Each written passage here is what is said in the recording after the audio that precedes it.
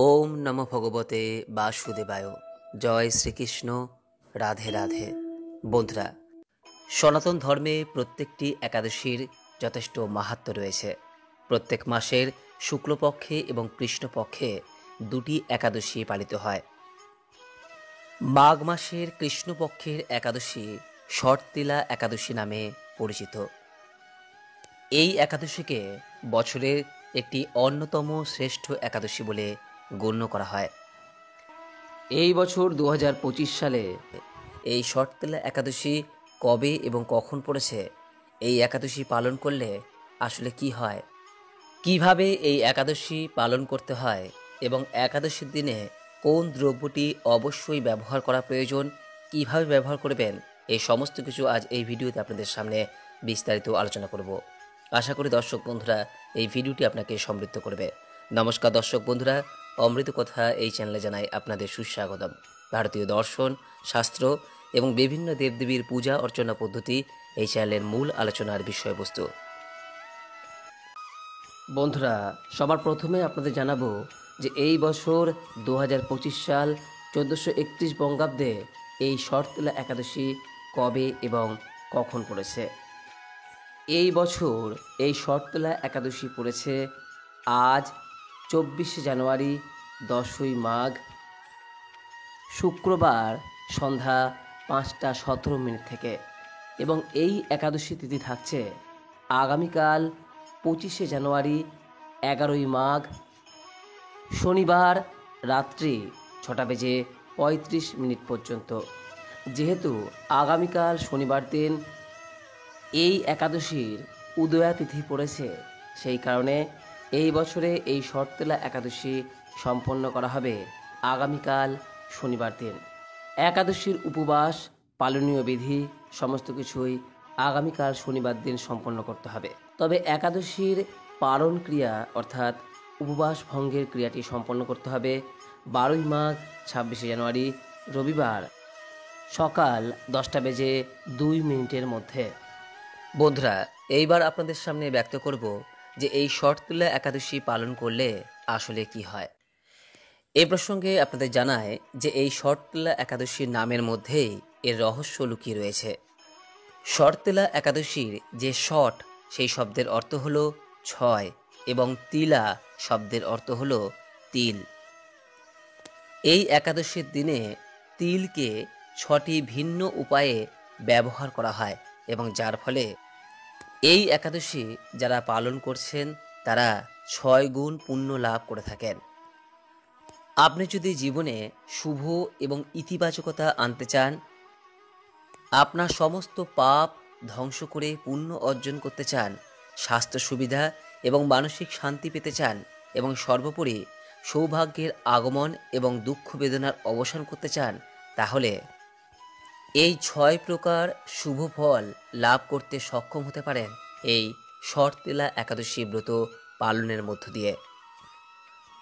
প্রশ্ন হলো যে কিভাবে আপনি এই 6টি ভিন্ন উপায়ে তিল ব্যবহার করবেন।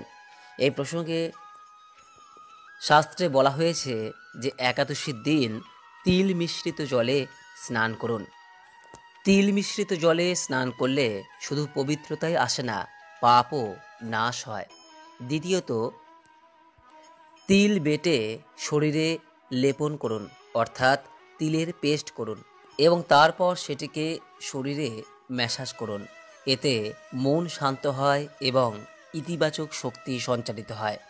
তৃতীয়ত, তিল দিয়ে হবন করার কথা, অর্থাৎ যজ্ঞের মধ্যে তিল দেওয়ার কথা বলা হয়েছে। তিল দিয়ে হবন করলে ভগবান প্রসন্ন হন এবং জীবনে শুভ ভাব নিয়ে আসে। চতুর্থত, পিতৃপুরুষদের উদ্দেশ্যে এই দিন তিল নিবেদন করুন। তাদের উদ্দেশ্যে এই দিন তিল দান করলে তাদের আশীর্বাদ পাওয়া যায় এবং জীবনে সুখ শান্তি বজায় থাকে। পঞ্চমত, এই দিন তিলের খাবার গ্রহণ করুন। তিলের বীজ থেকে তৈরি খাবার নিবেদন এবং সেবন করলে, অর্থাৎ খাবার খেলে স্বাস্থ্য উপকারিতা পাওয়া যায় এবং মন খুশি থাকে। এবং সর্বোপরি তিল দান করুন। কোনো গরিব দুস্থ মানুষকে যদি এই দিন তিল দান করতে পারেন, তাহলে দুঃখ দুর্দশা দূর হওয়ার পাশাপাশি সৌভাগ্যের উদয় হয়। এই শর্তলা একাদশীর দিন আপনি তিলের এই 6টি ব্যবহার যদি করতে সক্ষম হন তো খুবই ভালো। যদি সবগুলি করতে নাও পারেন তাহলে অন্তত তিলের একটি ব্যবহার এই শর্তলা একাদশীর দিন পারলে অবশ্যই করার চেষ্টা করুন। যারা এই শর্তলা একাদশী পালন করতে চাইছেন তারা একাদশীর আগের দিন রাত্রে ভাত খাবেন না, অর্থাৎ আজ রাত্রে ভাত খাবেন না। একাদশীতে ব্রহ্ম মুহূর্তে অর্থাৎ সকালবেলায় ঘুম থেকে উঠুন এবং সবার প্রথমে স্নান করুন। তারপর যে স্থানে আপনি একাদশীর পূজা দিতে চাইছেন, ভগবান শ্রী বিষ্ণুর উদ্দেশ্যে অর্ঘ্য নিবেদন করতে চাইছেন, সেই স্থান ভালো করে পরিষ্কার পরিচ্ছন্ন করে নিন। তারপর শ্রী বিষ্ণুর পূজার ব্যবস্থা করুন। পূজায় অবশ্যই তিল, তুলসী পাতা বা তুলসী মঞ্জুরি, ফুল এবং ফল উৎসর্গ করতে ভুলবেন না। সঙ্গে অবশ্যই যে কোনো এক প্রকার মিষ্টান্ন জাতীয় দ্রব্য, সেটা নিদেন পক্ষে একটি বাতাসাও হতে পারে, তা অবশ্যই পূজার সময় শ্রী বিষ্ণুর উদ্দেশ্যে নিবেদন করুন। এরপর পূজা সম্পন্ন হয়ে যাওয়ার পর এই শর্তলা একাদশীর ব্রত কথাটি অবশ্যই শ্রবণ করুন। স্নানের সময়, পূজার সময় এবং পূজার শেষে দান হিসেবে এই দিন তিলের ব্যবহার করতে কখনোই কিন্তু ভুলবেন না। এই শর্তলা একাদশীর দিন যারা সমর্থ ব্যক্তি তারা সম্পূর্ণ উপবাস রাখতে পারেন।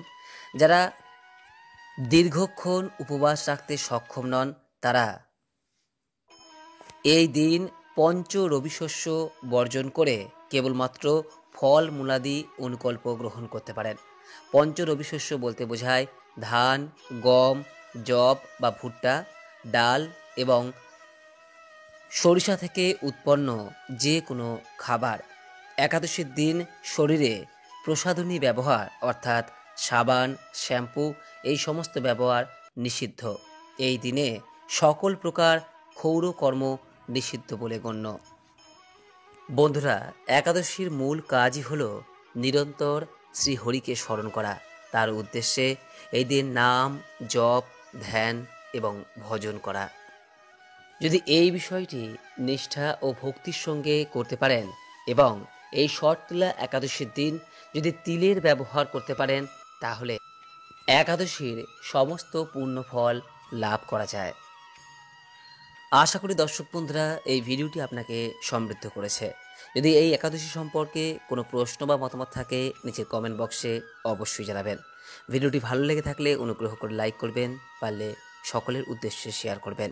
সকলেই ভালো থাকুন, সুস্থ থাকুন এই কামনা করে আজকের মতো ভিডিওটি এখানেই শেষ করলাম। নমস্কার, ধন্যবাদ। ঈশ্বর আপনার মঙ্গল করুক। জয় শ্রীকৃষ্ণ। রাধে রাধে।